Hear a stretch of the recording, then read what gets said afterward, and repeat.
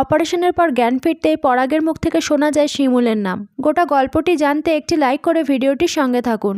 পলাশের হাজার বাধা উপেক্ষা করে শুরু হয় পরাগের অপারেশন। এদিকে অপারেশন চলাকালীন বাইরে শিমুলকে খুবই চিন্তিত দেখায়। আর অপারেশন শুরু হতেই পলাশ সেখান থেকে বেরিয়ে যায়।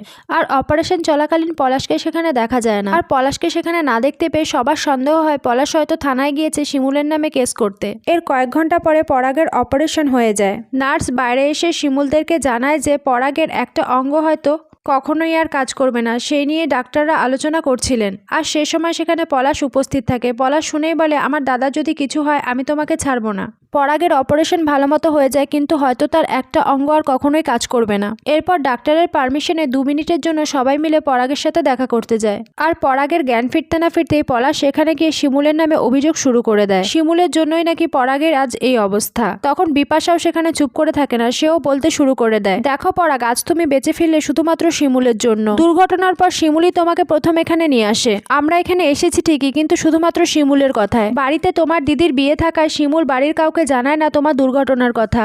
আর তোমার ভাই চাইতো না তোমার দিদির বিয়ে হোক, তাই তাকে সারাদিন দেখা যায় না। এরপর দুর্ঘটনা ঘটলে তার সাথে অনেক যোগাযোগ করার চেষ্টা করলে তাকে কিছুতেই পাওয়া যায় না। আর তাকে না পেয়ে শিমুল বাধ্য হয়ে বন্ডে সাইন করে। আর তারপর থেকে তোমার ভাই শুরু করেছে শিমুলকে হেনস্থা করতে। পলাশ আবারও বলে ওঠে, আমি তো কেস করবই। আমার দাদার যদি কিছু হয় আমি তোমাদের কাউকে ছাড়বো না। পরাগ অসুস্থ অবস্থায় সেসব কথা শুনতে থাকে। তারপর শিমুল বলে ওঠে, ওর সামনে এসব কথা বলো না, ও আরো অসুস্থ হয়ে পড়বে। আর নার্স যখন ভেতরে আসে, নার্সকে শিমুল বলে, আমরা এখন চলে যাচ্ছি, আপনি কোনো অসুবিধা হলে আমাদেরকে ফোন করবেন। যখন শিমুল সেখান থেকে বাইরের দিকে বেরিয়ে যেতে যায়, তখন পেছন থেকে পরাগ তাকে ডাকে। শিমুল বলে, বিপাশারা সবাই শিমুলকে বলে পরাগের কাছে যেতে। পরাগ তাকে ডাকছে, কিন্তু শিমুল যেতে রাজি হয় না। শিমুল বলে না। শিমুল ভাবে পরাগ হয়তো আবারও পলাশের হয়ে কথা বলবে। পরাগ তখন বলে, শিমুল, আমার মনে হচ্ছে আমি তোমাকে যদি আগলে রাখতে পারতাম। আমি জানি না আমি আর বাঁচবো কিনা। পরাগ অসুস্থ অবস্থায় শিমুলকে বলে, আমরা যতই কাগজে কলমে আলাদা হই, কিন্তু বিয়েটা জন্ম জন্মান্তরের। আমি যতই খারাপ স্বামী হই না কেন, তুমি খারাপ স্ত্রী হতে পারোনি। আমার এই দুর্যোগে তুমি আমার পাশে এসে দাঁড়িয়েছো।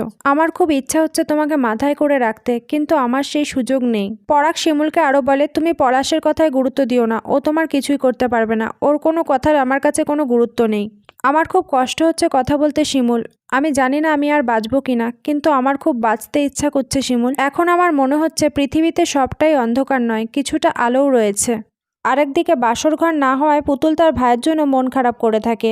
মাস্টারমশাইয়ের কোলে মাথা দিয়ে সে শুয়ে থাকে। আর রঞ্জা তাদেরকে একসাথে দেখে খুবই রেগে যায়। পুতুল এবং তীর্থঙ্করকে যা তা বলে সে অপমান করতে শুরু করে। আর রঞ্জার কথোপকথনে সবসময় বোঝা যাচ্ছে যে পুতুলকে সে তীর্থঙ্করের পাশে একদমই সহ্য করতে পারছে না। এবারে ধারাবাহিকে একেবারেই বোঝা যাচ্ছে না ধারাবাহিক কোন দিকে মোড় নিতে চলেছে। পরাগের এই অবস্থায় শিমুলের কি করণীয় তা একেবারেই বোঝা যাচ্ছে না। আপনাদের মতামত কমেন্টে জানাবেন।